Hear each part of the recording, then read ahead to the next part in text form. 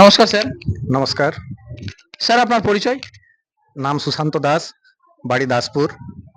আচ্ছা স্যার, আপনার হাতে যেমন জ্ঞানগঙ্গা বই আছে আর গীতা বই আছে, তো এই বইটাই আমাদের দর্শকরা বিরোধ করে। যেমন দেখেন, আপনারা দর্শক দেখতে পারেন যে গীতার ফটো দিয়ে আছে, কৃষ্ণ ফটো দিয়ে আছে, গীতার ফটো দিয়ে আছে।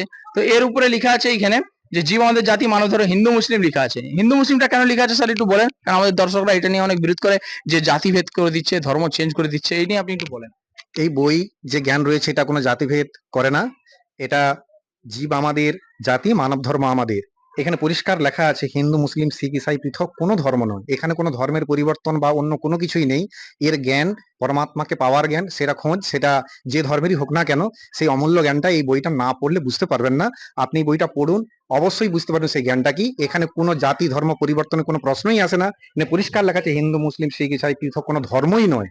তো যেহেতু এটা কোনো ধর্মের ব্যাপার নেই, এখানে কোনো ধর্মের পরিবর্তনের কোনো প্রশ্নই আসছে না। এখানে যে অমূল্য যে সম্পদ রয়েছে, যে জ্ঞানের সম্পদ রয়েছে, এই বইটি পড়ার মাধ্যমে সেটা জানতে পারবেন। তখন আপনার এই ভ্রান্ত ধারণাটা অবশ্যই সেটা পাল্টে যাবে, এই বিশ্বাস রাখি। আচ্ছা স্যার, আপনাকে অনেক অনেক ধন্যবাদ, অনেক কিছু জানকারি দিলেন আপনি। ধন্যবাদ সৎ সাহেব।